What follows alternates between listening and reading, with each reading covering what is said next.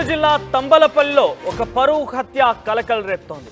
తమ కూతురు ప్రేమించిన వ్యక్తితో పారిపోయిందనే అవమానంతో ఉరివేసి చంపి గుట్టు చప్పుడు కాకుండా దహనం చేశారు.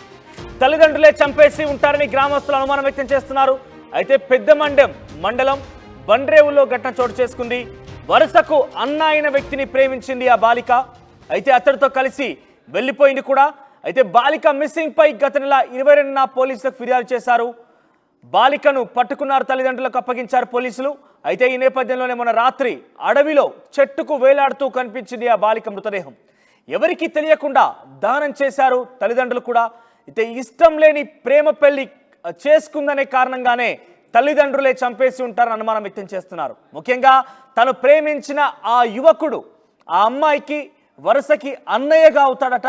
అయితే ఆ పరువు హత్య కారణంగా పరువు భంగం కలుగుతుందనే కారణంగా ఆ అమ్మాయిని ఏకంగా తల్లిదండ్రులే చంపేసి దహనం కూడా చేసేశారు.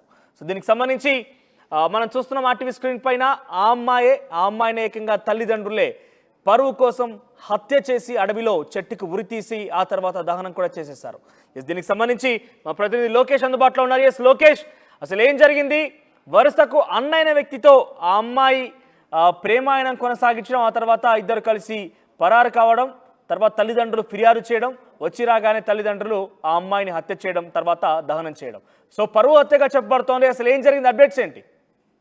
ఎస్, ఏదైతే మీరు అన్నట్టు ఉమ్మడి చిత్తూరు జిల్లా ప్రస్తుత అన్నమయ్య జిల్లా అయినటువంటి తంబలపల్లి నియోజకవర్గానికి సంబంధించి పెద్దమండం మండలంలో ఈ పరువు హత్యగా, అంటే ఇంకా అనుమానాస్పదం కోరంగానే ఇంకా మనం కూడా నిర్ణయించలేము అది హత్య లేక ఆ యువతి ఆత్మహత్య చేసుకున్న తర్వాత అనుమానాస్పద స్థితిలో భయాందోళనకు గురై తల్లిదండ్రులు ఆ మృతదేహాన్ని తగలబెట్టారా అనేది. అయితే ప్రస్తుతం అయితే మాత్రం పోలీసులు ఆ కేసు నమోదు చేసి పూర్తిగా ఇంకా దర్యాప్తు చేపడుతున్నారు. ఏదైతే శ్వేత కేవలం 17 సంవత్సరాలు మైనర్ బాలిక తనకి వరుసకి అన్నైనటువంటి విష్ణువర్ధన్ అనేటువంటి వ్యక్తికి ప్రేమలో పడింది. ఈ నేపథ్యంలోనే తాను గత నెల 22వ తేదీ నుంచి కూడా ఇంట్లో నుంచి మిస్ అయినట్లు తల్లిదండ్రులు గుర్తించారు.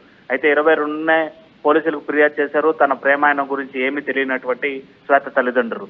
అయితే మొన్న 3 రోజుల కిందట శ్వేతను పోలీసులు తిరిగి తీసుకొని వచ్చి తల్లిదండ్రులకు అప్పగించడం, నిన్న తిరిగి బండ్రేవు అనేటువంటి అటవీ ప్రాంతంలో తమ ఊరికి దగ్గరలో ఉండేటువంటి పెద్ద మాండ్యం మండలంలో ఉన్నటువంటి బండ్రేవు అటవీ ప్రాంతంలో తమ పొలంలోనే చెట్టుకి వేలాడుతూ కూడా శ్వేత మృతదేహం కనిపించినటువంటి పరిస్థితి. వెంటనే మృతదేహాన్ని చూసినటువంటి గ్రామస్తులు ఇటు విఆర్ఓకి సమాచారం ఇస్తే విఆర్ఓ పోలీసులకు సమాచారం ఇవ్వడం జరిగింది. పోలీసులు వచ్చేలోపే తల్లిదండ్రులు కావచ్చు, బంధువర్గం కొద్దిగా భయాందోళనకు గురయ్యి శ్వేత మృతదేహాన్ని అదే పొలంలో కొద్దిగా పెట్రోల్ పోసి కూడా మృతదేహాన్ని పూర్తిగా కూడా దగ్ధం చేసినటువంటి ఘటన అయితే పోలీసులకు సమాచారం ఇచ్చాం, మేము వచ్చే లోపలే ఏ విధంగా మృతదేహాన్ని మీరు ఖననం చేస్తారు అని చెప్పి కూడా పోలీసులు ఒక ఇంత అనుమానం వ్యక్తం చేయడం, గ్రామస్తులు సైతం తల్లిదండ్రుల పైన అనుమానం వ్యక్తం చేయడంతో సుమోటోగా కేసు నమోదు చేశారు పెద్దమాండకు సంబంధించినటువంటి పోలీసులు. తల్లిదండ్రులు ఇచ్చినటువంటి కంప్లైంట్ ఆధారంగా శ్వేత మిస్సింగ్ అవడం నిజం. శ్వేత ఒక వ్యక్తితో, అంటే విష్ణువర్ధన్ అనేటువంటి వరుసగా అన్న కావాల్సినటువంటి వ్యక్తితో ఉండడం, పోలీసులు అతని వద్ద నుంచి శ్వేతని హ్యాండ్ ఓవర్ చేసుకుని తిరిగి తల్లిదండ్రులకు అప్పగించిన తర్వాత తల్లిదండ్రులకి శ్వేతకి మధ్య జరిగినటువంటి గొడవల కారణంగానే శ్వేత తానే ఉరివేసుకునిందా లేదా తల్లిదండ్రులే చెట్టుకి శ్వేతని ఉరివేసి దాన్ని ఆత్మహత్యగా చిత్రీకరించారా? ఒకవేళ ఇన్ కేసు ఆత్మహత్యగా చిత్రీకరించి తెలిస్తే పోలీసులు వచ్చే వరకు ఎందుకు వాళ్ళు వెయిట్ చేయకుండానే మృతదేహాన్ని ఖననం చేయాల్సి వచ్చింది? ఇలా అనేక అనుమానిత కోణాల్లో అయితే మాత్రం తల్లిదండ్రులతో పాటు శ్వేతని మందలించినటువంటి వ్యక్తులపైన కావచ్చు, తమ బంధువర్గాలపైన ప్రస్తుతం పోలీసులు కేసు నమోదు చేశారు. ఆ దిశగా దర్యాప్తు కూడా చేపడుతున్నారు. ఇన్ కేసు ఇది పరువు హత్యగా భావిస్తే మాత్రం ఆ దిశగా దర్యాప్తులో ఈ నిందితులు ఎవరనేది తల్లిదండ్రులతో సహా మిగిలిన బంధువులందరినీ కూడా నిందితులుగా పోలీసులు కోర్టు ముందు హాజరుపరిచేటువంటి అవకాశాలు చాలా స్పష్టంగా కనిపిస్తాయి. మనోజ్. లోకేష్, అంటే ప్రస్తుతానికి ఎంతమందిపై కేసు నమోదైంది? వారి తల్లిదండ్రులు పోలీసులు విచారించారా? సో అమ్మాయి ఆ ప్రాంతానికి వెళ్ళడం, అక్కడ ఉరితీయడం అంతా కూడా ఆ అమ్మాయి ఒంటరిగా చేసుకునే అవకాశం ఉందా? ప్రస్తుతం అయితే మాత్రం ఆ కోణంలోనే, అన్ని అనుమానిత కోణాల్లోనే పోలీసులు దర్యాప్తు చేపడుతున్నటువంటి పరిస్థితి. వరుసకి అన్న కావాల్సినటువంటి వ్యక్తితో పారిపోవడం అనేది నిజంగానే అక్కడ పరువుకి భంగం కలిగించేటువంటి చర్యగా తల్లిదండ్రులు కావచ్చు, బంధువర్గం కావచ్చు, ఇతరత్రా సామాజికంగా అందరూ కూడా ఆలోచించేటువంటి విషయమే. ఈ నేపథ్యంలోనే తల్లిదండ్రులే శ్వేతని హతమార్చి ఉంటారు అనేటువంటి బలమైనటువంటి అనుమానిత కోణంలోనే పోలీసులు కూడా ఇచ్చినటువంటి ఫిర్యాదు, గ్రామస్తుల అనుమానం మేరకే ఈ కేసును కూడా నమోదు చేశారు. తల్లిదండ్రులతో పాటు ఉన్నటువంటి సమీప బంధువులపైన కూడా అనుమానిత కింద కేసులు నమోదు చేశారు. వాళ్ళందరినీ కూడా ఇంకా దర్యాప్తు చేపడుతున్నారు. ఏ విధంగా శ్వేత ఆ చెట్టు వద్దకు వెళ్లి ఉరివేసుకునింది, అది సాధ్యాసాధ్యం ఎంతవరకు, తను ఎవరి హెల్ప్ లేకుండా ఉరి వేసుకోవడానికి సాధ్యపడుతుందా లేదా అనేటువంటి కోణం కావచ్చు. ఇక మృతదేహం పూర్తిగా కూడా ఖననమైపోయి పూర్తిగా దగ్ధమైపోయినటువంటి కేసు కాబట్టి వాటి ద్వారా ఎక్కడ శాంపుల్స్ లభ్యమయ్యేటువంటి పరిస్థితి ఉండదు ఫారెన్సిక్ కి.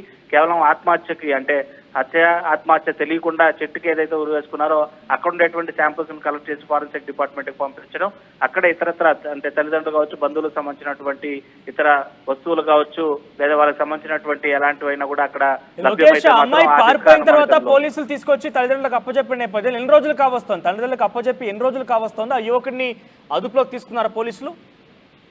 ఎస్, విష్ణువర్ధన్ ఈ దగ్గర నుంచి తీసుకొని వచ్చి దాదాపు 4 రోజుల క్రితమే పోలీసులు తల్లిదండ్రులకు అప్పచెప్పడం జరిగింది. ఇక విష్ణువర్ధన్ ని విచారణ చేసి మందలించి వదిలిపెట్టేయడం కూడా జరిగింది. సో ఈ నేపథ్యంలోనే శ్వేత ఆత్మహత్య కావచ్చు లేదా హత్యగా అనుమానిస్తున్నటువంటి కోణంలో కావచ్చు విష్ణువర్ధన్ ని ఒకంత విచారించేటువంటి పరిస్థితులు అయితే కనిపిస్తున్నాయి. కానీ విష్ణువర్ధన్ పైన ఎలాంటి అనుమానితమైనటువంటి కోణాలు అయితే మన పోలీసులు అభ్యంతరం వ్యక్తం చేయడం లేదు. కేవలం తల్లిదండ్రులు అదేవిధంగా బంధువర్గాలపైనే తమ యొక్క అనుమానాన్ని వ్యక్తం చేస్తున్నారు.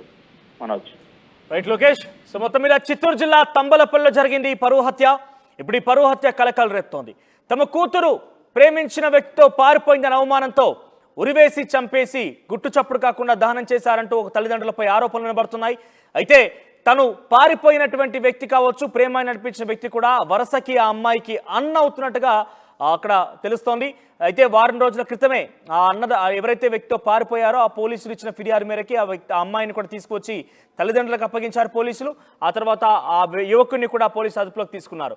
సో ప్రస్తుతం పెద్దమాండ్యం మండలం బండ్రేవులో ఈ ఘటన చోటు చేసుకుంది. అటవీ ప్రాంతంలో ఆ అమ్మాయి ఒక చెట్టుకు ఉరివేసుకొని వేలాడుతున్న నేపథ్యంలో పోలీసులు అక్కడికి తల్లిదండ్రులు చేరుకున్నారు. ఆ తర్వాత వెంటనే పోలీసులకు సమాచారం ఇచ్చినప్పటికీ పోలీసులు రాకముందుపే అక్కడ ఖననం చేశారు. సో పోలీసులు రాకమునిపై ఖననం చేయడం విషయంలో అటు అమ్మాయి బంధువులపైన ఆ కుటుంబీకులపైన కూడా పోలీసు అనుమానం వ్యక్తం చేస్తున్నారు. అక్కడ కుటుంబీకులతో పాటుగా ఆ బంధువులపైన అక్కడ చుట్టుపక్కల గ్రామస్తులు కూడా అనుమానం వ్యక్తం చేస్తున్నారు. ఏకంగా ఆ కుటుంబీకులు బంధువులతో కలిసి ఈ హత్య చేసి ఉంటారు, ఆ అమ్మాయికి ఉరివేసి ఉంటారు, ఆ తర్వాత వెంటనే వారు దహనం చేశారు అనుమానం రాకుండా అంటూ కూడా కొన్ని అనుమానాలు ఆరోపణలు వ్యక్తమవుతున్నాయి. సో ప్రస్తుతంగా పోలీసులు కేసు విచారణ చేస్తున్నారు. ఈ కేసులో ఎటువంటి కీలక పరిణామం చోటు చేసుకోబోతుందో చూడాల్సిన అవసరం అయితే ఉంది.